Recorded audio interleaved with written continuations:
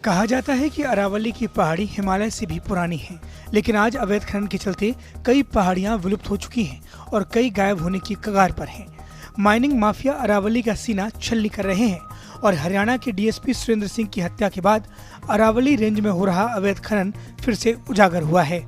आपको बता दें, नूंह, गुरुग्राम और फरीदाबाद में 16 जगहों पर अवैध खनन के सबूत मिले थे और इसी को लेकर अरावली बचाओ मुहिम ने एनजीटी में याचिका दायर कर शिकायत की थी। पर्यावरणविदों की याचिका के बाद एनजीटी ने सरकार को सर्वे कर 3 महीने के अंदर रिपोर्ट पेश करने के भी आदेश दिए थे। मामले में एक ज्वाइंट कमेटी भी बनाई गई है जो तीनों जिलों में जाकर अवैध खनन के खिलाफ सबूत इकट्ठा कर रही है। सुप्रीम कोर्ट की ओर से नियुक्त केंद्रीय अधिकार प्राप्त समिति अरावली पर हो रहे अवैध खनन का विनाशकारी प्रभाव पहले ही बता चुकी है।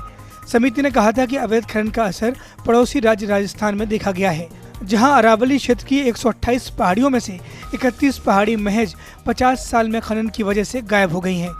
वहीं हरियाणा के बारे में कहा गया है कि यहां पर कुल 119 खदानें हैं, जिनमें से 61 खाली पड़ी हैं और 49 फिलहाल चालू हैं। ज्यादातर सक्रिय खदानें यमुनानगर, चरखी दादरी, महेंद्रगढ़ और भिवानी में हैं।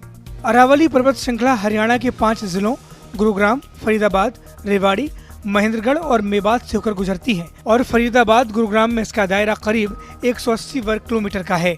असोला से शुरू होकर फरीदाबाद के सूरजकुंड, बड़खल और गुरुग्राम के दमदमा तक अरावली माउंटेन रेंज फैली है। अरावली की पहाड़ियों में जंगलों की तादाद काफी ज्यादा है, इसलिए पर्यावरणविद मानकर चल रहे हैं कि अवैध खनन को यदि पूरी तरह से नहीं रोका गया तो पेड़, वनस्पति के साथ बड़ी संख्या में जीव जंतुओं का विनाश होगा, जो पहले ही बहुत हो चुका है। गौरतलब है कि सुप्रीम कोर्ट के आदेश पर 2009 में ही यहाँ खनन पर बैन लगा दिया गया था, लेकिन बावजूद इसके धड़ल्ले से अवैध खनन जारी है।